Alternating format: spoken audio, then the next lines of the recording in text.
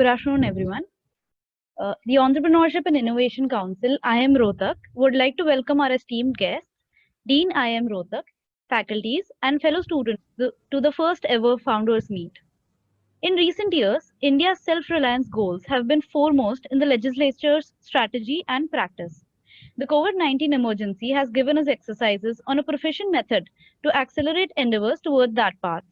It is from this exercise that the Atmanirbhar Bharat crusade has taken off, and entrepreneurship and innovation may just be the key to unlocking this dream for India.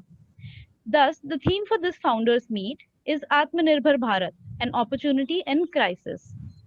We have with us today Dean of Indian Institute of Management, Rohtak, Dr. Kaustubh Ghosh, to inaugurate the founders meet. Sir is an associate professor in the area of HRM at IIM Rohtak. He has earned his PhD from Vinod Gupta School of Management, IIT Kharagpur, attended faculty development programs from IIM Calcutta and MBA from Bengal Engineering and Science University. He has worked on various academic assignments and industrial projects with a number of organizations, including with the Indian Council of Social Science Research, NTPC, and Tata Power.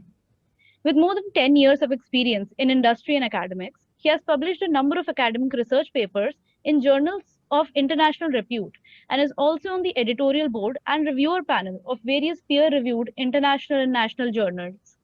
He is a life member of Indian Society for Training and Development, a professional member of Society for Human Resource Management USA, and executive committee member of Asian Forum on Business Education, Bangkok.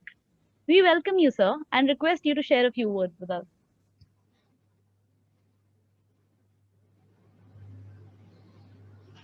Very good afternoon to all our esteemed panelists, faculty colleagues, and dear students.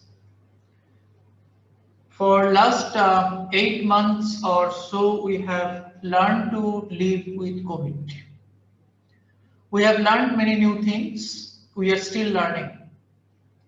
It's not only a learning for individuals, it's also learning for corporates how to cope up and how to operate in the new normal. When you talk of corporates, being an emerging economy like India, startups and MSMEs have a very critical role to play. And not to say more, they are all the more affected than large corporate houses for obvious reasons. I was just going through a survey done by NASSCOM a few days ago, and that's also available in the public domain. They did that survey around 3 months ago, basically to find out the impact of COVID-19 on startup ecosystem in India. So in their study, they have surveyed around 9,300 startups of various sizes, industry, strength and skill, and largely their findings reflect that as high as for 92% of them faced a steady decline in their top line growth, whereas 62% of them the top line growth was affected by more than 40%. Whereas for 34% of the startups, the top line growth was affected by more than 80%. These are huge numbers coming at a juncture when actually in 2019, in both actually 2018 and 2019, there was a very, bright scenario for startups. Therefore, the projection for 2020 was even higher. The expectation was even higher when, most unfortunately, the pandemic started and the entire ecosystem suffered a big setback. To continue with the findings of that study, another 2-3 important aspects, like 60% of B2C startups, they faced closure. 40% of the service startups either temporarily shut down their business or they decided to wind up their operations. Sectors like travel and tourism, then fintech, then logistics, they were the most badly affected sectors in startup and MSME because of pandemic scenario. But again, as your topic or the theme of the summit suggests today, that finding opportunity in crisis, when there is a bend, there can also be a boon. So for some it is positive, for other sectors is negative. Say for example, again the new normal has given a tremendous boost to sectors like e-learning. You all know the success stories of Byju's or White Hat or Vedantu, or for that matter e-pharmacy, on-door delivery of critical items, medicinal items, specifically to people who are not in a position to come out, senior and older citizens. Again, there is e-grocery like Big Basket, Grofers, etc. We have seen very steady rise. Therefore, what I appreciate and I firmly believe that this is a very apt intervention and it's a highly relevant topic on which we are going to brainstorm. The founders, the practitioners, the entrepreneurs all across the field, spread over 4 panels for these 2 days. I'm sure there will be around 20-25, practitioners who are all coming together. They will brainstorm their ideas. They will enlighten us with their hands-on experiences. And also, each of the panel has a very distinct focus. Say, for example, the first panel will throw light on how to locate opportunity, in a most negative business environment or a kind of crisis unprecedented. The second panel will focus on, how to conduct business for startups or MSMEs on a remote mode, which is again a new normal for any type of organization. Even large corporate houses face a lot of adjustment problem, and so also the startups and MSME, perhaps in a more acute manner. The third panel will bring in the traditional debate on, in this pandemic, should I focus more on my existing market product solutions and therefore put more effort to delve further, or should I take it as an opportunity to innovate and come out with something new? And finally, the fourth panel, which is relevant for any type of business and organizations. Typically, Indian startup ecosystem is now well known in the world. The investors have shown interest by this time. We have proved our mettle, and therefore, why not to expand the global reach of Indian startup ecosystem. This is how the panels are divided, spread over 2 days. I'm sure we'll have a great time ahead. We will have a great learning ahead when people from variety of experiences and from diverse fields are coming together. I'm sure it's going to be a great event. Let me assure all the panelists that our students are highly participative and active. I'm sure they will ask a lot of questions. Again, the learning will emerge from a two-way interactive process. I would urge the organizing committee, if they can come up at the end of the event, when so many new ideas, new things will be discussed to come up something in the form of a compendium, and probably that can be published as a tangible outcome of this particular event. That will really be very helpful, for startups which are operating in different corners of the country, and it's in a capsulated format, on these four different critical aspects. Therefore, what is the takeout for people who are, managing the startups in the field? I think that will really add great value. Again, with these thoughts, I sincerely express my gratitude and thanks to all the esteemed panelists for sharing their time with us and kindly agreeing to be present on this event. I thank the organizing committee for their wholehearted effort and to make this event happen. Wish you all the best. Thank you all. Jai Hind. Thank you so much, sir, for providing the foundation for today's discussion. A crisis creates the opportunity to dig deep into the reservoirs of our very being, to rise to levels of confidence, strength, and resolve that otherwise we didn't think we possessed. With these thoughts in mind, I would like to introduce our esteemed panelists for today. Our first guest is Mr. Alok Bansal, co-founder and CFO at PolicyBazaar.com, the largest online insurance aggregator in the country.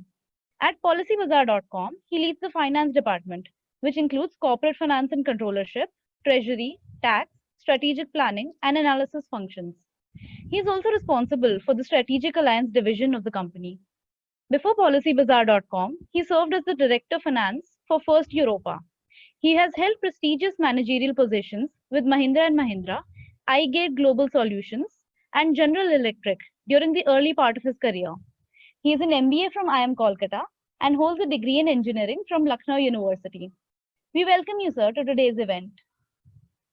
Now, I'd like to take this opportunity to introduce our second guest, Dr. Anand Deshpande, who is the founder, chairman, and managing director of Persistent Systems since its inception and is responsible for the overall leadership, strategy, and management of the company.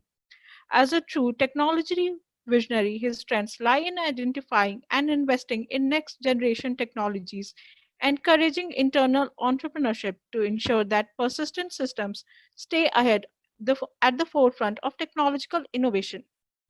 Sir has been the driving force in growing Persistent Systems from its inception in 1990 to today's publicly traded global company. He has been recognized by his alma mater IIT Kharagpur as a distinguished alumnus in 2012 and by the School of Informatics of Indiana University with the Career Achievement Award in 2007. Currently, he serves as the trustee of the VLDB Endowment, trustee of BAIF, and as a trustee of Persistent Foundation. With members of his family, he has established the Ashra Foundation, a nonprofit entity which focuses on creating self-employment at scale. So, we are honored to have you here with us. Our third panelist is Mr. Tarun Katyal, who is responsible for steering ZEE5, India's largest contact brand, towards gaining an industry leadership position. He has also been instrumental in conceptualizing Hippie, India's first entirely homegrown short video platform, and launching kids-focused content through ZEE5 Kids in 9 languages.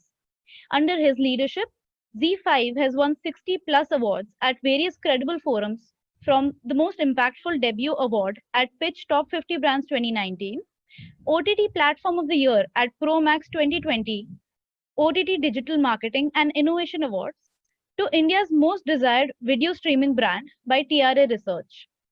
With a rich experience of over 2 decades across video streaming, television, and radio, he has truly been instrumental in revolutionizing India's media and environmental landscape.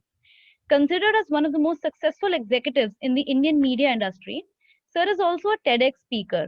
He was recently elected as the chairman of IAMAI's Digital Entertainment Committee and was the chairperson DM Asia 2019. He has been voted as News Corp Achiever for Asia and included among the best in the India Today 30 on 30 list.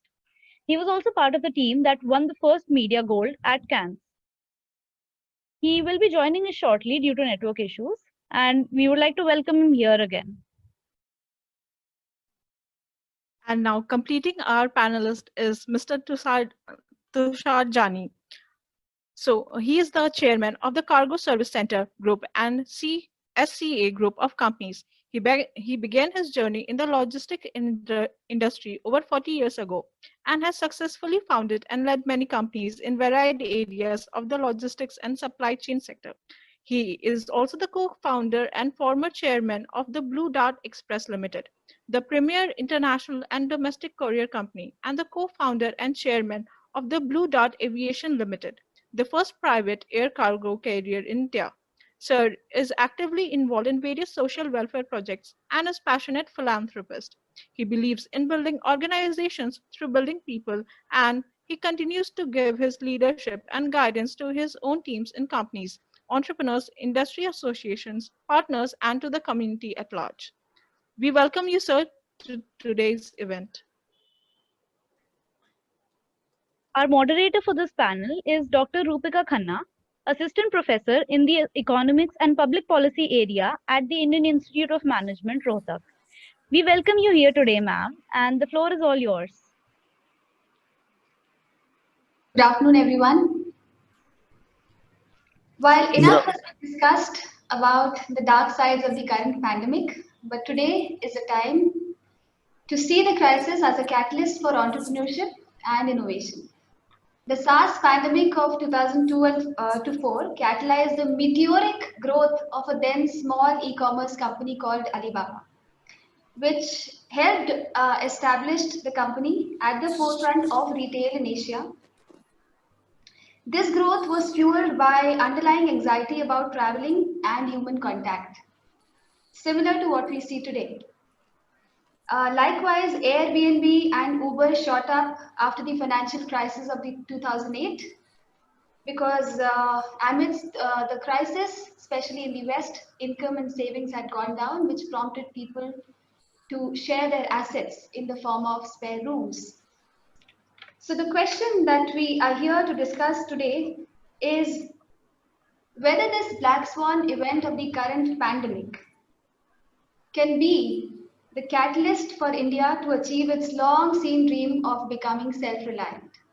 And to begin the discussion, I invite Mr. Anand Deshpande, the founder, chairperson of Persistent Systems, for his opening remarks on the question.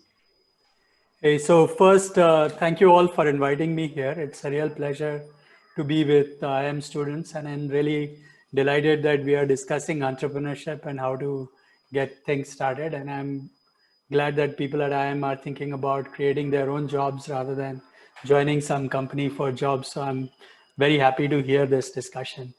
What happens is that every time there is a pandemic or some kind of a crisis, and in my 30 years, I've seen 3 of these, and each one of them creates new sets of opportunities. So there is a huge disruption when something like this happens, and it changes the current order.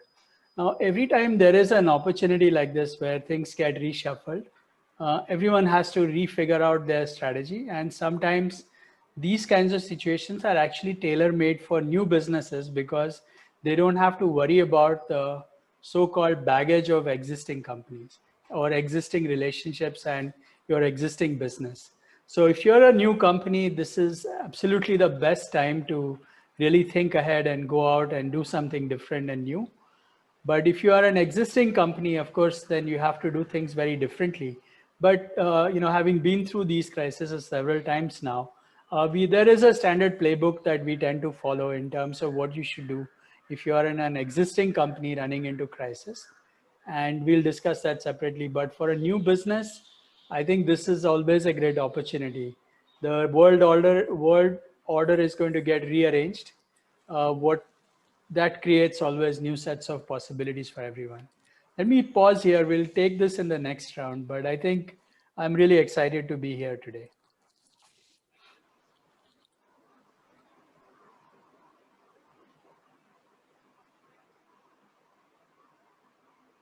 Ma'am, you're mute. Yeah. So with the COVID-19, we are already seeing early signs of a shift in how customers and businesses are behaving. Correct. Remote working is being encouraged. SMEs are heavily relying on IT. Logistics is no longer a background activity, but a key resource that is behind the success of companies. There's an increase in OTT platform subscriptions. So my next question is to Mr. Tarun Katyal. And my question to you, sir, is whether this increase in the OTT platform subscription, this change in the entertainment consumption behavior of people, whether this is a fad or is it here to stay? Digital video streaming started off in the country in full gutso around the time Jio started to give data free and actually started to convert the entire country into 4G because that's the only technology they offered. And the biggest consumption use case on 4G was video. Now, that change was anyway actively happening right up to the point COVID came in. So to answer your question, was digital video streaming a fad? No. The maximum usage of data that is happening today is on and was on digital video streaming. But what has really changed after COVID is the question to answer. There are 2 or 3 ways where people consume digital video in the country. One was the free content. So people consumed a lot of content on YouTube, on premium platforms like Z5, Hotstar, and the others. And then there was subscription video on demand that consumers invested money behind, which was again on Amazon Prime, Netflix, Z5, and Hotstar as the 4 main contenders in the subscription video on demand space. When COVID happened, 2 or 3 things happened together with that. One, entertainment options shut down. And so for the last 7 to 8 months, we've not seen anything released on movie theaters. Second, and more importantly, was this drive towards Wi-Fi or fiber to home or broadband networks becoming a necessity in everybody's household. Third, if you triangulate this with the availability of connected devices and the availability of digital video streaming apps on connected devices, so with Wi-Fi being at home and connected devices being at lower than any connected any smartphone, so you can buy a smart TV cheaper than a smartphone, almost starting at about 7 to 10,000 rupees, and most leading players having developed really good video streaming platforms for the TV. This game has really changed towards subscription video on demand. And one of the things that has really helped it is the entire investment behind digital payments and consumers being able to buy their subscription online, and has led to widespread pervasiveness of consumers subscribing to content or subscribing for content rather than just watching free content on platforms like YouTube and others. So this is really a tectonic shift that has happened post-COVID. But it's not just happened in the first 3 months of COVID. It's continued because the convenience of good quality content at really good prices in your house and being on demand is something that is habit changing. The habit just got accelerated by the coming in of COVID, but it was already on its way. So I don't think that, this is a fad. It's actually really a consumer use case of both quality of content as well as convenience to view that will continue to stay and possibly grow leaps and bounds to make sure that our ecosystem and society ends up being one of those cord cutters in about 4 to 5 years from now. So I hope that answers your question. Yeah. Thanks a lot, Mr. Tarun. So the bottom line being that these changes were seen months before the pandemic hit the world, but then the pandemic may have acted as a catalyst in making OTT or digital content, or the change that we are seeing in our viewing patterns, a reality? So now that brings me to another question, which relates to the logistics sector, because with the huge supply side constraints facing different economies, facing different industries, logistics has now been considered the game changer for especially courier and delivery businesses amid the COVID. So my question is to Mr. Tushar Jani. What is the new market structure in the logistics industry? Thank you, madam. And thank you, Ms. Verma, who put me onto this, one of your students. And I'm happy to see 232 people listening. So it makes us more responsible. And what we have to say, we have to be very responsible to say.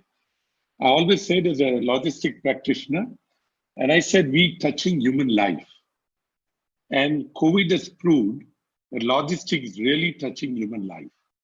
Imagine if you had no food at home, if you had no grocery at home, you had no medicine at home, you had no paperwork at home, the work from home would not have been successful if there was no backup of logistics.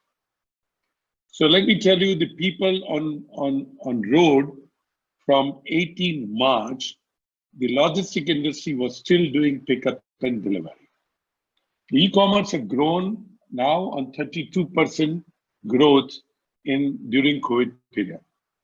And the new opportunity which are coming for the youngsters to start, this is the right time for you to get into a delivery business, logistic business, inventory business. The most important thing, I think, is what the COVID has brought to us and the whole new avenue is that data science is going to be forefront. So all of us will be in business of data science, and anything else what you do will be actually incidental. So all my youngsters, friends here, I would say, become a data scientist. And the new business opportunity which COVID has bring in, which helps also in logistics, is the business of predictive science. You know, you have seen that astrologer where Tota comes out of Pijra and picks up and say, what's your bhavishya? Now, you all have to be learning that. And then expand like Amibig. It's not only logistic, it's be virtual platform, it's be engineering, it's be MSME, it's be SME, it's be logistic, it's be transportation. Your horizon is open, like Mr. Deshpande was saying, is 360 degree. And that's what COVID has done. I mean, you can see I'm sitting here and the background is now a beach. It's only because of technology. And entrepreneurship is always a spirit and mind. If your mind is positive and to find what the opportunity, I'll give you one small little example and we'll take a little later on. There's a bunch of guys in city of Mumbai start called VFast. It's an app based, it's a motorcycle courier, and it's point to point. In 45 rupees, you can deliver, you know, parcel up to 5 kilo from one home to other home within city of Mumbai. That business has grown 120% in just 3 months' time. And it's like Uber model. You're sitting at home, you got an app, you got a motorcycle, so do you get, you make 2 delivery, 3 delivery, and you can make money. I'm just giving a small example what the entrepreneurship this business is bringing. The other good part of the logistic business is the entry barrier is very, very low in the entrepreneurship vis-a-vis logistic field is concerned. And I repeat, it is now time. We are a sunrise industry. If you have money, invest into IT, invest into logistics. If you're a businessman, don't hire a CFO. Hire a good chief technology officer. That's where the world is going to go. So with that, the logistic is playing front role. It is touching human life, be it pharma,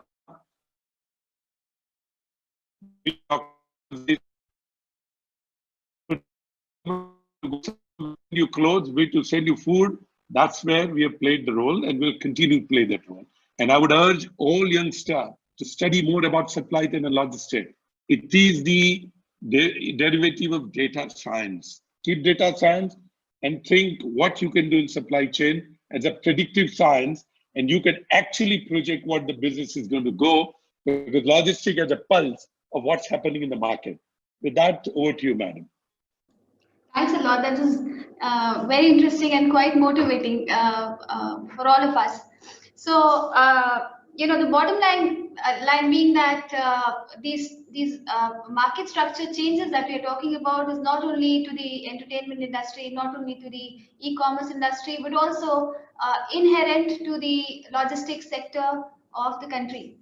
And from here, I'd like to loop in Mr. Alok Bansal. My question to you, sir, is that the insurance companies too have started to create new products for a world where such virus outbreaks could become a new normal. So, will this innovation in product creation lead the way how the insurance sector responds to the current pandemic, or the market structure changes because of the current pandemic? Thanks, Dr. Khanna. Good afternoon, everyone. Pleasure to be here. Specific to Dr. Khanna's question around the product innovation in the industry, I think, if we look at the broad picture of how insurance industry has functioned over years, they have directly never got a customer to themselves. So they always have a dependency on some distributor, whether it's a bank, whether it's an agent, who will get them the customer. And what usually happens in such a scenario is the focus shifts from customer to the distributor, and you try and do what is right for the distributor because they own the customer. And quite an unfortunate scenario where industry, which is totally based on risk understanding of the customer, doesn't really look at too many factors which help them understand the risk. So, if you look at the data point that's being captured today for any of the products, we are at a very, very, very rudimentary stage of understanding the risk. Most of the time, insurance companies have been forced to look at India as a single pool of risk. And what this pandemic has done is, first of all, make customers realize that insurance is a core part of their financial planning. So it's not something which has to be, taken care by my father or someone else. It's a core part, and anyone who is starting a family and a career at that stage itself has to think about insurance, which basically means two things. One, they are looking to buy the product directly, which earlier they would not. So there's a pull sort of traction which starts to happen. The second is the focus moves to protection, because insurance in India has been sold either for asset, which is car and all, or for savings. The focus was never on the protection part, which is health and term life, pure term life. And now I think this pandemic has sort of given a boost to that transformation. As earlier my co-panelists have mentioned, if there is a particular trend in the industry, that will continue. It's just that it got accelerated because of the pandemic and because of the lockdown situation. We may have argued that the shift from offline to online will happen in 2 years or 5 years or 10 years. But what's going to happen? We can't really say that it won't happen. And similarly, there were some tailwinds because of the pandemic, which the protection business has got, and customers are looking for these products very early on when they think of their financial planning. Now, coming to specific products, when you look at this dynamic of customer coming to you, it enables you to look at a lot more parameters about the customer and look at the real risk that customer represents. Today, with big data, companies have all the technology which is required to create a product for a single customer. But I think we are very, very far from that today, at least. But we can look at micro segmentation of customers. Now, we all have read about segmentation at some point when we were doing our MBAs. But this is a real opportunity where customer comes and declares that this is who I am. And if you have the right product for that customer, the handshake can happen on the platforms. So I think industry is moving toward that direction. There will be specific products coming out for, say, cancer care or cardiac care, or personal accident covers and critical illness covers and all that stuff. And a lot of customers who may not require a base cover will go for such sort of products, which are actually very, very cheap. So yeah, I think from insurance perspective, this will be a leg up to the industry. If you look at the total industry, it may not come out as well. But if you look at the online part and if you look at the protection part of the industry, I think that's done very well over the last 6 months compared to last year. In our own case, we have grown by about 120% on the health insurance side over the last 6 months compared to last year, same 6 months. Although the other parts of the business are not doing as great, but overall, I think we are a beneficiary of such an unfortunate period that we all are going through. But yes, I think as earlier was mentioned, for businesses which have fundamental reason to exist, this is actually not a bad time because your competitive intensity usually is a little lower, so you don't waste money. So you can focus more on the growth and you can focus more on the customer experience, which actually builds long-term moat for your business. So I'll stop here and Thanks a lot, Mr. Bansal. So, AI or artificial intelligence, it is said, can enrich services like healthcare, education, and logistics in India. And with the massive impact of the current pandemic, the question to ask is how prepared is the IT infrastructure in India in dealing with the next pandemic? And that question becomes even more important with reference to what Mr. Tarun said. He said that the change in the entertainment consumption behavior of people is because of the changes in the digital infrastructure that have happened in the past 2 years. So this, the fact that today we are calling this pandemic an impetus to our movement to the digital platforms has happened only because of these background changes in infrastructure that had happened long before. So I'm going to ask this question to Mr. Anand Deshpande. Are we prepared? Do we have the required IT infrastructure in dealing with the next pandemic whenever it comes? See, okay, this is one of those questions that you'll never be always prepared. So we are always short of where we need to be, but I must admit that, we have seen that we are far more robust than we thought we were. So if you look at now for the last 7-8 months, we have been operating mostly from home. A lot of the work has gone on over technology, IP lines, phone lines, all of those things. And there's a lot of activity that has continued and is back. And all of it is dependent on the infrastructure and the technology that we have around. So surprisingly or otherwise, we have survived this quite well. And I'm very optimistic about what might be happening in the future. I think one thing that I have observed in this last 7-8 months of working with different groups, one is that there is an overall realization across the board that we need to invest in infrastructure of all kinds, including digital infrastructure. So I do expect increased investments in this as soon as, funds start to become more available, both from companies and from the government. The second thing I have found also is that the willingness of people to collaborate has gone up very significantly. So I've been working with many healthcare professionals and other professionals who would have not been that open to collaborating with each other. But today, because of the way the pandemic has shaped up, and they have realized that in isolation, you cannot work at all. So this collaboration between different people has started to become very viable, and that is very exciting actually. And this will help us in the next few years as we look at the next set of things. The third thing which Tushar pointed out as well is that, see, and you mentioned about artificial intelligence, machine learning, and the need for data science and things like that. So clearly for us to be effective in these areas, we need more data, and their data needs to be collected in the right way so that we can do the analysis that would be useful for the future of our country and our different businesses as such.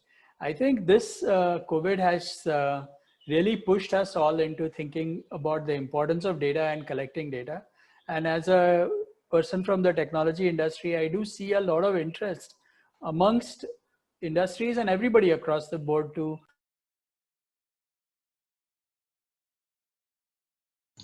Sir, you need to unmute yourself. Yeah, sorry. So I do see that in the next few years, a lot of the companies are going to invest in more infrastructure and more technology. And are we done? Not clearly, meaning there's going to be a new one and we'll have to be better prepared. So a lot of things got exposed, but I think we are moving in the right direction. Okay, thanks a lot, Mr. Deshpande. So up till now, we've discussed the changes in the market structure, the changes in the consumption pattern across different industries. But now my questions will revolve around how have we responded as an industry to these changes. So starting with, for example, the entertainment industry, in a price-sensitive market such as India, compelling content should be complemented with attractive subscription and pricing choices. And I was reading this newspaper article from Economic Times where it said that there was a survey that they did, and their results indicated that a large percentage, almost 70% of their total sample size covered, would prefer pay-per-use model as compared to a monthly subscription. So also, things such as personalized ads, which might reduce the overall cost for the OTT platform provider, would be a welcome change for the customers as they might reduce the price, which is important in a price-sensitive market such as India. So I'm going to ask this question to Mr. Tarun Katiyal. How much is the pressure to respond to these changes? So pricing is always key in any marketing mix, right? We do believe that pricing plays a big role in getting scale in any business. Customer acquisition is dependent on the price and the proposition together. Now here is where the digital video streaming business is, right? It started with most of the international players coming in with their international pricing, which was Netflix and of the world being at about $600 to $800 per month. Amazon broke the market by offering a $9.99 annual subscription for not only just Amazon Prime Video, but shipping, shopping, and all of that, because they could subsidize that loyalty program across many use cases. When we launched, we were at a $9.99 discounted to 50%, but then we brought it back to $9.99 about a year ago. As we were firming up our content lineup, as we were adding more and more taste clusters, as we were making sure we had much more depth in our library, we had more confidence to be able to hold price points. Then came in Hotstar, which launched a VIP version at $365 and now $499. $399 rupees for the year. And we also launched another pack, which was an early access pack called ZEE5 Club, which allowed access to users for all our TV shows as well as a limited number of originals. Now you can see that this has all happened in the last almost 18 to 24 months. And the industry as an overall is trying to find the pricing sweet spot coupled with great scale that the consumer will be willing to pay. Now, what are our benchmarks of pricing? So our benchmarks of pricing come from what people pay for television, what people have been paying for cable bills as well as for their DTH bills, what people pay as an average ticket size to go to the theaters, and what people pay for other forms of entertainment. Much of that coupled with our ability to be able to do large-scale customer acquisition and bring people into the category, and our ability to have depth around customer taste clusters, around languages, and to be able to satisfy an ongoing need of content for different clusters of users makes us take our pricing decisions. This is not, to my mind, this is not the end to pricing variations in the industry. We've just launched a service like you just spoke about, which is called ZEE5 Plex, which is a service that allows you to do pay-per-view. It's the first pay-per-view service in the country. And we're offering new blockbusters which don't make it to the theaters as a pay-per-view model on our platform. And we launched 2 films, Kali Pili and another Tamilian film called Kape Ranasingham, to some moderate to good success. what is our objective around pricing? So our objective around pricing today is really acquisition and retention. Our ability to be able to bring more and more people into the category, give them a taste of what digital video streaming and its convenience of video on demand, and its ability to be able to give you premium content, premium movies ahead of the theaters and ahead of television is really the core proposition. Are people wanting video on demand? Yes. Are people willing to pay for video on demand? Yes. But people are paying for at many price points and in many ways. The other big way of how people are accessing video on demand has been through their bundled offers. And B2B has also grown as a big segment in this market. So whether there are telecom players which offer video streaming apps with their telecom as well as their like fiber connection or DTH connections, or their loyalty programs like Flipkart and others which offer this, Flipkart, Times Prime and many others, or there are credit cards which offer this as a value add as a part of their loyalty program. Digital video streaming is now finding access to millions and millions of users. And we are still here to discover the right price point. And price points vary between what you can offer in bulk to a B2B customer of yours who then finds a sweet spot or subsidizes that price to the end consumer, or what you do directly to consumers, but find different way of clustering and packaging content so that you can make it affordable to the large segment of Indians. This will continue as we can continue to see more and more large-scale data on response of consumption of content, as well as on engagement and lifetime value of users. As we see how many people retain, how many people come in fresh, how many people buy in annual packs, how many people buy in quarter packs, how many people buy in monthly packs. This pricing decision is going to stay dynamic, and I think eventually it's going to find a sweet spot that will find enough Indians getting into the fold of digital video streaming in this country. Thanks a lot. So, and a small follow-up question, Mr. Tarun. How about content fatigue? Is that a pressure? Is that more of a pressure now that the subscriptions have increased for OTTs? Yes. So we operate in about 29 taste clusters.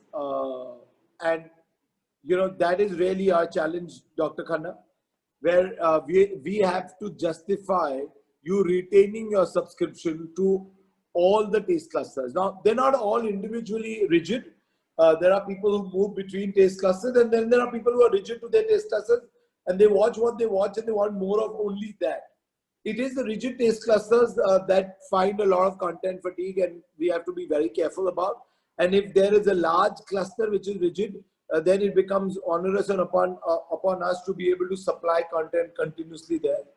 But yes, the volume of content has significantly gone up. We do more than a couple of releases every week. And only after that are we able to create enough rationale for retention on an ongoing basis.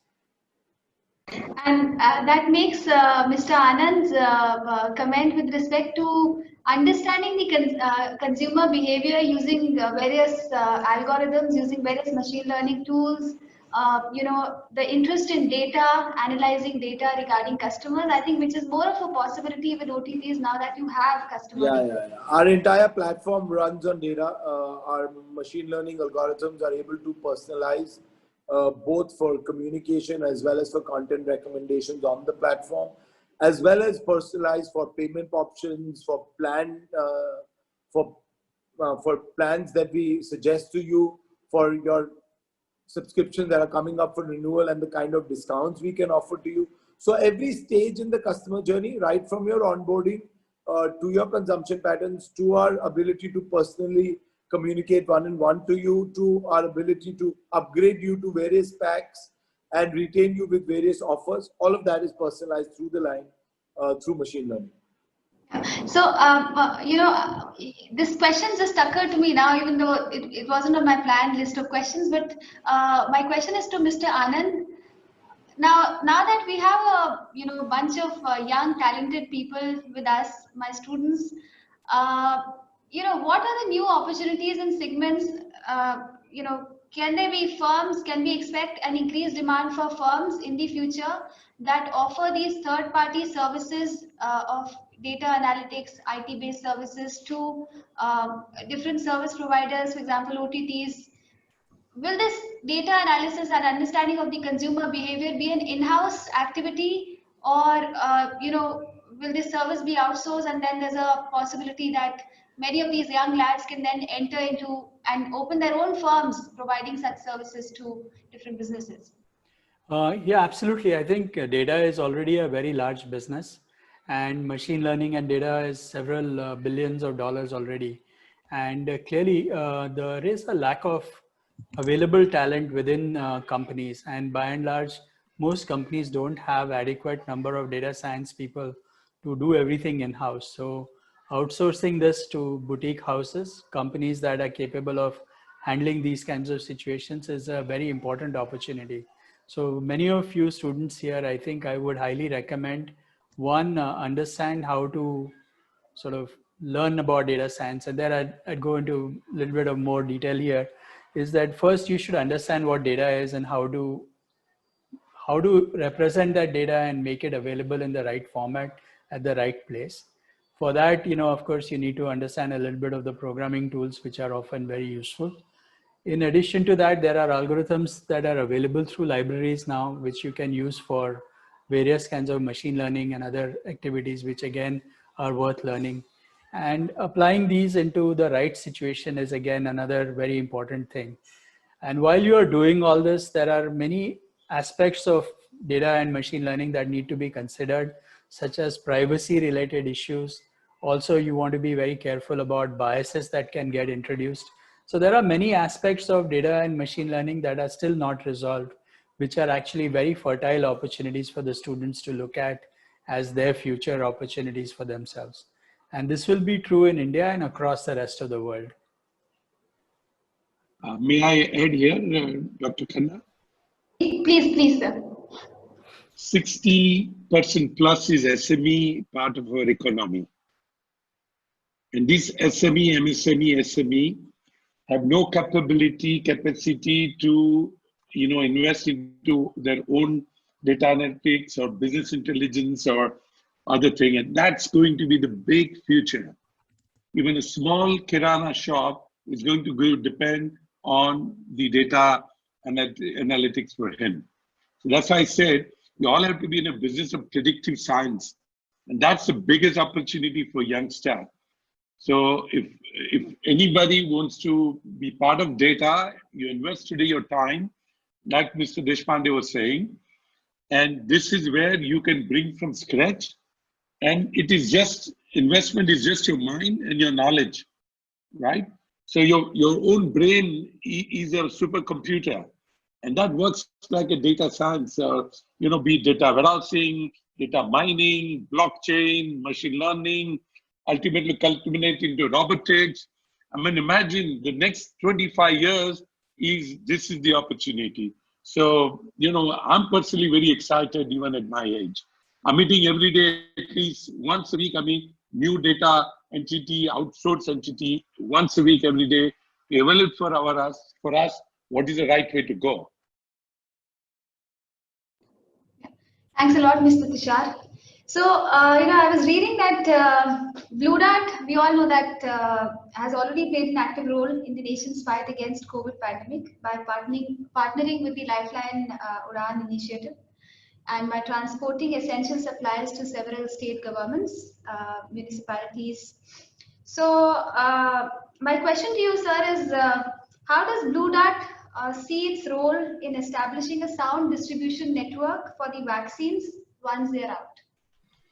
We already have started. We have a group in the company which is already set up.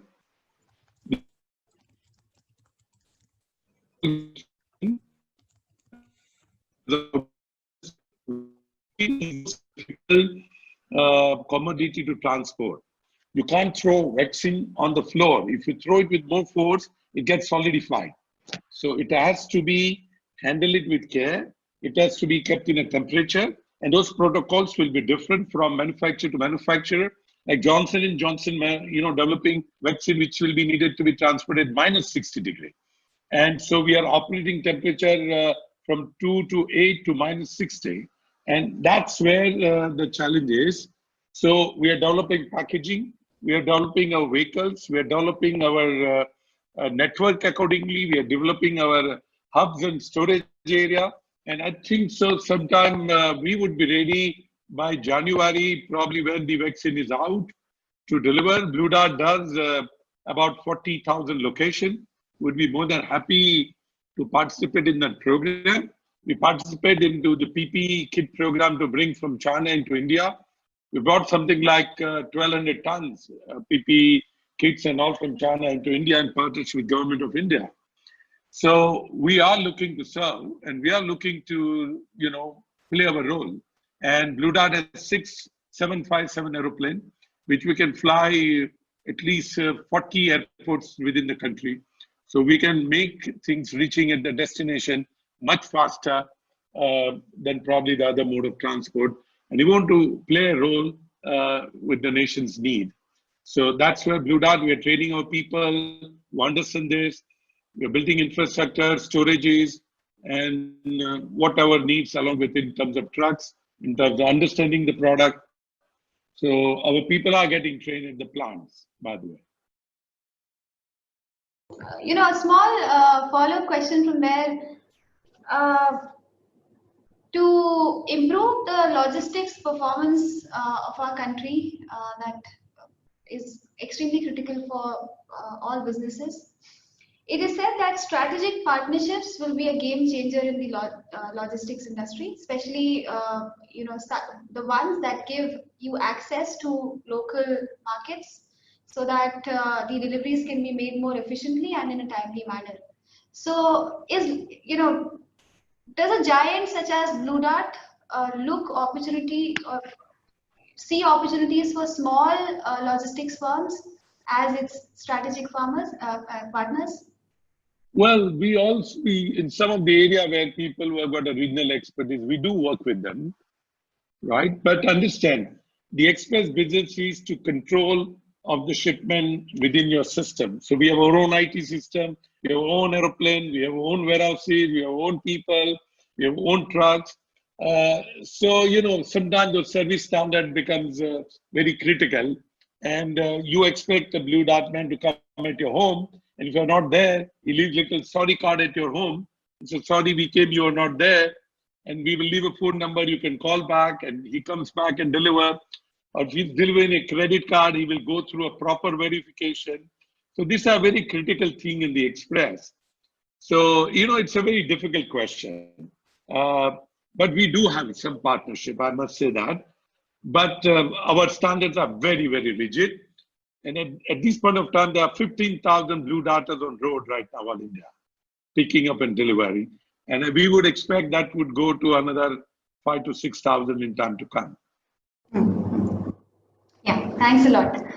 So what I'm picking from your answers is that strategic partnerships could be critical, but then since the service component in the logistics industry is very, very important, so then the service partner has to be such that they align with your rigid service requirements and the promise that you make to the customer. See, you pay us three times more than the other our competitors, right? And you expect a delivery. So 100% passport coming from embassies now is delivered by Blue Dart, all India, right? Correct. So we have to be very careful. We're carrying passport. 80% of credit card is delivered by Blue Dart today. And I can give stories and stories what happens with credit card when it goes in the wrong hand. So these are very critical. And when it comes to vaccine, to answer your first question, we have to be very, very careful on vaccine. Yeah, let me tell you, there will be real chaos. We have to be very over when vaccine.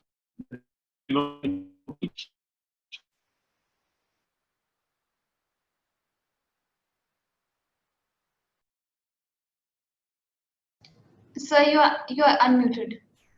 I mean, you need to I said when the vaccine comes, we have to be careful that there is no pilferage of vaccine, right? Everybody will run after that vaccine. So we have to build that system, and we have built in that system. So, you know, it's difficult then when you have that service level you offer to your customer. Yeah, that's right. So my next question is to Mr. Alok Bansal. Sir, are you there? Yeah, I'm here. Okay, so since most, and I'm going to change the tone of my discussion slightly, but you know, broadly we are talking about how the industries have responded to the changes in market structures that have happened on account of the COVID pandemic. So my question to you, sir, is that since most companies have adopted work from home, there has been a drastic nationwide reduction in the number of kilometers that we drive. So, for example, I was reading that from the mid of March to the first week of August, there has been a 50% decline in the number of kilometers that we drive. And expecting this, some insurance providers have launched insurance policies, motor insurance policies, that are now based on the number of kilometers that one would tend to drive, and not on the basis of the average kilometer drive that the insurance provider must have calculated on some kind of average. So do you see product innovations such as these taking the lead for the way forward? And what other kinds of innovations can we expect in the insurance sector? Okay, so a lot of these will start to come in a large number. Today, if you look at the reality, these are more PR and more fad. You know, sorry to burst the bubble, but that's the reality. Most of the people talk about this because this is what keeps media happy and everyone healthy. In South Asia, which includes India, Pakistan, Bangladesh, and Nepal, we are quite unique. We have a population which always tries to game the system, and it's very, very easy in insurance sort of business to figure out ways to game the system. See, the big picture about insurance is it's a contract, it's a promise, and both sides have to maintain their side of the promise. Then only the contract can be enforced. But if there's any mechanism where the one side can actually make use of some technology or some loophole, then that contract got for a toss. So typically what you will see is that pay-as-you-go models will need to have usually some hardware which goes into the OBD port of the car. Now that hardware, even if you source it in the bulk, would usually be $10 to $15, because in India, usually no one makes it as of now. So if you source it from outside India, it's about $10 to $15. And getting it installed as part of the insurance package is not very easy, because not everyone knows where the OBD port is. And some of the OBD ports have the plastic cover, and then what do you do with that small plastic cover? So there are people who have tried this using the app. We have also tried this, where you thought, okay, the app can itself measure whether you are being driven, you are driving, how you are driving, how many kilometers you are driving, a lot of stuff. Most of the high-end cars have electronic odometers, but the reality is some more time for us to get to the stage where you have these innovative solutions for Indian market. A lot of this is still available already in Western world. So pay-as-you-go is a very, very common model. It's very similar to, say, thinking about a prepaid card, where you're buying a validity and buying a talk time. Similarly, you can buy 1 year third-party coverage in car insurance, and you can buy a $5,000 sort of cover. And if you run out of the $5,000 cover, you can buy another 500 kilometer of 1,000 kilometers. But it's not going to be very, very easy. I think product innovation will happen. The most important part is how to use more and more data and tech to make service level for the customer as per their expectations. Because the online customer usually is very different compared to our offline customer. So if you can use all sort of data that we had earlier talked about, Anandji was talking about data, and very, very valid points. But first of all, you need to know what data you want to capture. And once you have captured it, then can it be actually utilized in a commercial viable manner? So it's not very easy. A lot of data is about what's not been told to you. So customer intent data is also as important as what customer is telling you. And a lot of times those data points can easily be utilized. Just to give you a simple example, there may be very high correlation between a particular customer behavior and suppose how much time they spend on a particular page on the website, how much time they spend talking to the call center, how deep they can go into the journey, how many times they come back, what time of the day they come to the website. And a lot of these correlations can actually have a large impact on your business dynamics. So eventually, yes, as you get more and more data, both about what directly is provided by the customer and what's available in the public domain, and also about the customer intent, you will become smarter and smarter. One example I can easily give you is, suppose customer had not mentioned diabetes as a pre-existing disease when they were coming to our website for health insurance. But when they are talking to us in our call center, because health insurance, usually they want to talk to someone. And they talk about, say, insulin. Can we capture that? So do we have a rule engine which can convert this conversation into text? And we can run analytics over it. Because most of the people, when they talk to us, will not talk for, say, 50 minutes in English. It's a mix of Hindi and English usually, or it can be a local language as well. So can your system be smart enough to know that customer has been talking about a particular thing? Then can you use the same learnings for training for a lot of quality purposes? So I think we are just starting on that journey where as you gather more and more data, as government also comes out with a lot of these rails. We had Aadhaar, now we are coming out with Swasth. I think DigiLocker should live soon. Once you have a lot of these data points available, I think it will be very, very, very different industry in near future. But right now it's just starting off. It's a very, very early days for the industry. Thanks a lot, Mr. Bansal. And I have a small follow-up question for you that one of my students has, sent me through a private chat, and I think it's a very interesting question. It says that insurance has always been a type of product wherein some human touch is required. Whether it's convincing the other person that you require a certain product, or whether it's, it's overcoming the problem of adverse selection when you choose a person to offer an insurance cover as a service provider. So how did Policy Bazaar overcome this challenge, and what would be the tips if someone wants to offer such products which require personal touch on online platforms? Could AI be a potential solution to it? See, we are a boring company in that sense. We are not very fact driven. AI is useful if it solves a business problem. Otherwise, it's good for investors when you want to raise money, nothing else. So yes, you do require some intervention from people for two parts. One, insurance product is complicated. There's a lot of fine print, a lot of details that a customer needs to know when they're buying a particular product, specifically health and term sort of products or health and life products, in fact, because a lot of these products are long-term commitments and people definitely want to understand what they are buying. The second is the whole journey itself is full of jargon and sometimes not very easy and had a lot of friction. So you want to talk to someone. Now, when you come to so industry is basically divided into general and life in India. But in general insurance, you have health insurance and PNC. PNC is property and casualty. It's a global term. And PNC includes car insurance, two-wheeler, travel, motor, sort of home and all sort of stuff. Now, PNC is something which people have been buying for many years and they can buy without too much of assistance. So in our case, we do help customers, but customers usually end up buying without talking to anyone on PNC. And we have become smart over time. But for the health and life, we have a large support operations.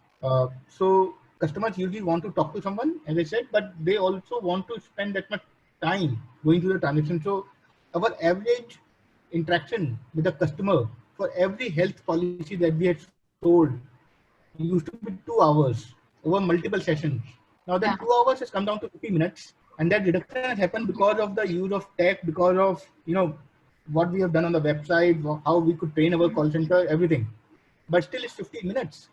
it's not a very easy transaction, and customers don't take that much time to understand. So yes, your student is totally right. It requires a lot of handholding today. But I think as the financial awareness increases in the population and as the products become more standardized and as the processes also become more standardized, things will become easier. I'll just wrap up with a very small example. About 55% of customers on our platform when they buy health insurance get triggered for a medical test. Now this medical test is a friction in the process where either someone has to come to your house or you have to go to a nursing home. We have been trying to move a lot of this medical to tele-underwriting, and it was not easy. But with lockdown, that got a push. And India today, except for one single company, every other company in general insurance and health insurance are providing tele-underwriting as an option. Now, it's made life easy for customers, it's made life easy for us, and our insurance actually has shot up. But you can't do the same thing for term insurance, because term insurance, the risk is very high. If a person is buying a 1 crore cover, and if they are not holding their side of the bargain and managing some fraud, from insurance company's perspective, it can be very tricky. So, but health insurance, yes, it's moved very beautifully. Similarly, car insurance, if you have a break-in, you don't need a surveyor to come to you now. 90% plus of our customers actually do a self-video inspection in the app. So, technology and data will obviously transform the industry, but it will take time. And that human intervention usually is overrated. Customers are not looking for any warmth when they talk to a customer, any agent or any bank employee or anyone else. They're looking for details. And if you are able to find a way to provide that detail, that should be good enough. Yeah, so good website and a good communication strategy that delves onto the rational aspects of the product, the critical aspects of the product will do and will help. Yeah, definitely. I think, and these things don't happen overnight. It's a journey. For us, it's been 12 years and we have got to where we are today after spending that much effort. And we believe that the current phase of our business is still just starting off. So the next many years, we'll be continuing to go down this path where we use more and more tech. Yeah, sure. And I think promising service delivery in the insurance sector is even more challenging, because then the success of the service not only depends on the insurance provider, but it's a whole lot of people in the middle, the third-party service providers, and then the call centers, and then the caretakers, and then the hospital, and so it's a lot of people put together. And I think technology there also has a place in making sure that this transaction is efficient and the communication between different parties and finally serving the customer is as efficient as possible. Oh, definitely. See, I have a very firm belief, and since all the audience here is management students, this is a very basic rule. Any activity you do in any organization has to be either to enhance your revenue or to reduce the cost or to give a better customer experience. There's no fourth reason. So, and you can use technology to do all three. Yeah. Okay. So now, my students are very eager to ask some interesting questions to you all. And I've been getting so many chats, so many questions in my private chats. I'm going to ask, the audience to ask your questions to the panelists. Please go ahead.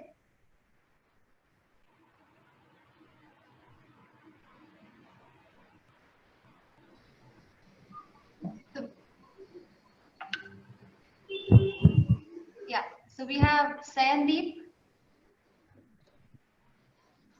Good afternoon, sir. So I have my question for Tarun, sir. I have two questions, sir.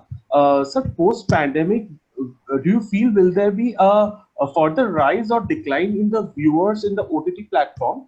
And my second question is, Zindagi channel was the first ever Indian channel to feature Pakistani content and Pakistani dramas like Zindagi Gulzar Hai, and there are many more which garnered good appreciation among the Indian audience, but it was banned due to cross-border tension. So how precarious was the move to feature Pakistani content on ZEE5? I mean, how precarious was that decision, sir? These are my two questions. So you know what?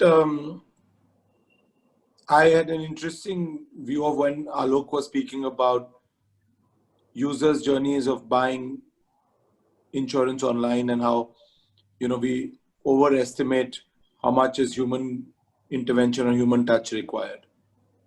And once people get used to buying online, then they find that the most easy and accessible way of doing business. Pretty much that is the case for digital video streaming. When you get used to watching video on demand, when you used to watching stuff that you like, how you like, at your convenience, then you are very unlikely to go back to watching linear television or content that is not your top choice for any reason at all. The only thing that people used to or continue to watch linear for was news and sports. But I think technology's made video streaming even of news and sports very, very easy and seamless. So once you cross the bridge, you are unlikely to go back. What COVID has done is that it has created a huge sampling opportunity for video on demand. It has allowed people to seek entertainment through digital video streaming platform, possibly because of the lack of other options. But once you've tasted that option and it is of good quality, both content and an experience, you are more likely to stay there than go back. People will go back to watching films on theater, but that is also because of experience, right? So only when you move to better experience, you are unlikely to go back to anything which is inferior to where you've come from. On your second question on Zindagi, I think content is content and stories are stories, and it doesn't really matter where they get created, but they must engage audiences, they must entertain audiences, the emotion must touch audiences. And I think tensions apart, Indian and Pakistani cultures are very alike. The issues that we deal with in Indian society and the Pakistani society are not very different. And our latest show, which we just launched and has got raving reviews, Chudails, actually indicates the entire issue of gender bias as well as gender challenges that India faces or Indian society faces, which are very similar to the Pakistani society. And we looked at that insight and that relatability, that resonation with the content when we launched that show. We didn't launch it thinking it's Pakistani or is it Turkish or is it Korean. And I think that's not the filter we look at content. We look at filter on whether it's real, whether it's relevant, and whether it resonates with our users, and will it make an impact of at them from a sense of purpose or from a sense of entertainment or for both. So that's really the only filter we look at. And that's why we weren't challenged in our mind about thinking where the show came from. I'll just add to what Tarun was mentioning. What you guys need to understand is organizations don't exist in silo. They obviously have a lot of external stakeholders, can be regulators, can be governments, can be public opinion, and that's also not stagnant. So you manage to do what you have to do at that particular point of time. But fundamentally, as Tarun mentioned, if you have a trust in that content or you have a trust in your business model, that will survive. And the road to success is never a straight one. So you go through multiple turns, but you need to be very clear of what you are trying to achieve. So every business will have lots and lots and lots of U-turns as and when required, because you can't control everyone. You just have to manage with whatever set of conditions you have at that particular point of time. Sir, I'll tell you, you had a marketing head who had joined to you from, I think, Future or somewhere else many years ago, and he eventually left. And he called me once to see one of your early call centers that you were setting up in Noida. And I'm talking about I think 8 or 9 years ago or even more. And everybody used to wonder whether people would buy policies online and whether this is a business model that could scale. But I think what you've done really showcases that if you think that there is a user benefit or a great use case, then slowly but surely it will come alive. And digital video streaming is in pretty much the same bucket. Yeah, totally agree.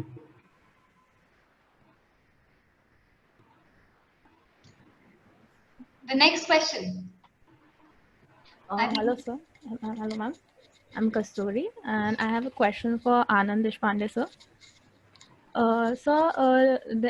Currently there's lockdown and social distancing and other physical barriers, and they have made businesses, including the SMEs and consumers, to adopt digitalization. So, how much growth has been observed in the IT sector in this span of time, and what is expected in the coming future? So, IT sector has seen definitely growth.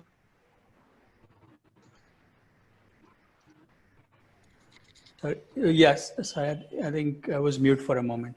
Overall, in the IT sector, we have seen significant growth in the digital segments of the customers, but we also have other customers who are in maybe travel, tourism, and others who have been also shrinking their budget. So it's a mixed bag at the moment.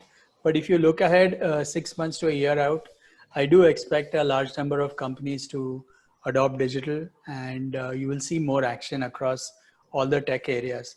And it was already discussed during this conversation as well. So what are people expecting? One is people want to communicate with their customers in a digital format. And this is obvious from some of the other discussions that other people have had today as well. So you need tech and IT to make that happen, whether it's off a mobile phone or any other device. And there are many more interesting things that are in the pipeline. So I do expect healthcare to get disrupted in a big way. I do expect entertainment, education. So industry by industry, people are looking at new ways of interacting and working with customers. All of this activity creates large volumes of data, which needs to be analyzed and re-looked at in the context of how better experiences can be provided.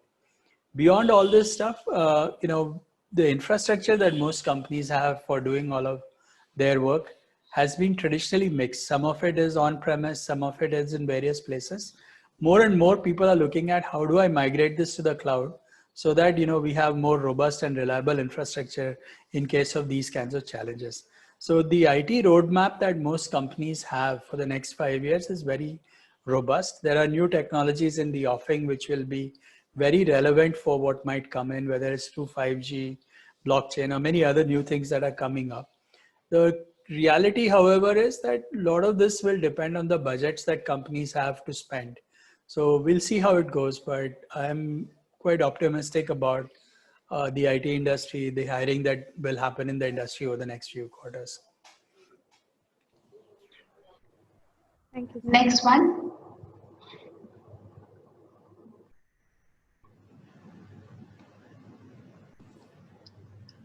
So, ma'am, I have a question for Tarun. Yeah, please go ahead. So, with the unfortunate arrival of the pandemic, many businesses have taken a significant toll.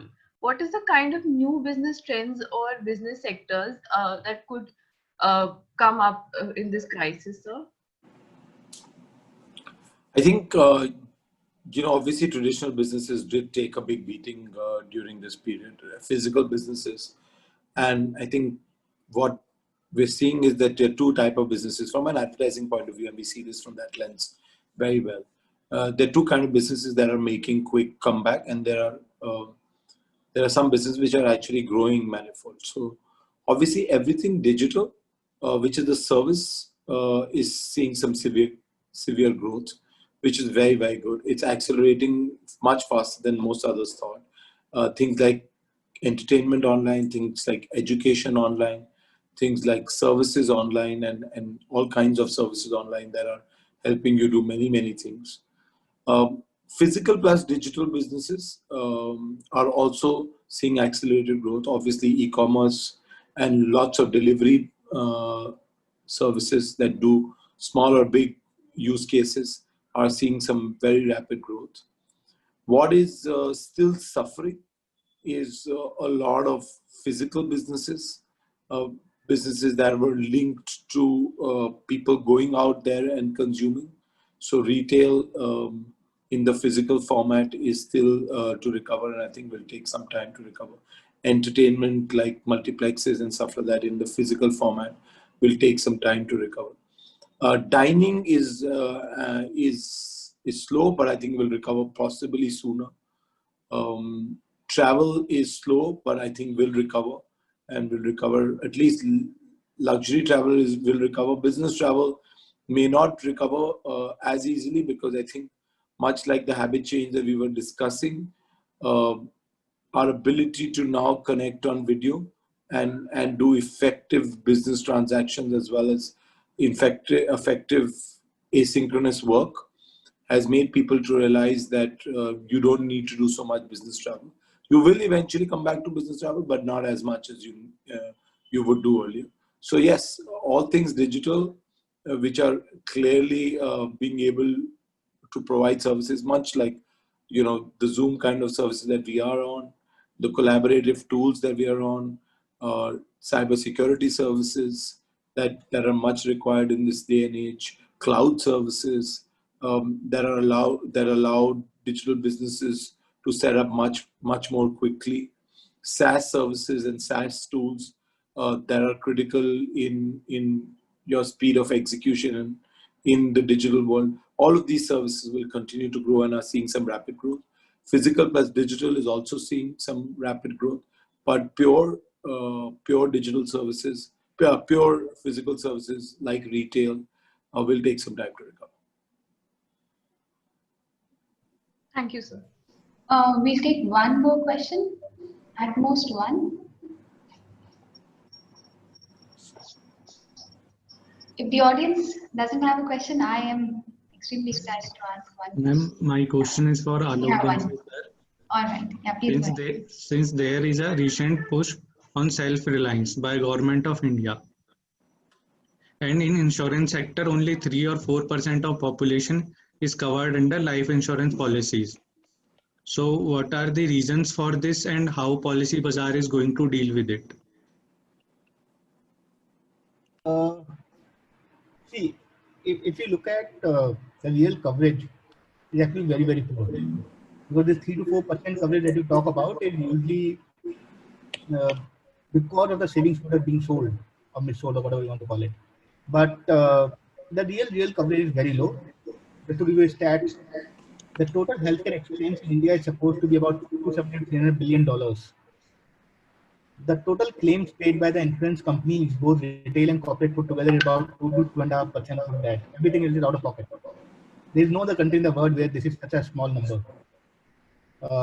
Similarly, in terms of protection gap, there are studies which say, okay, India has got one of the lowest protection per capita anywhere in the world.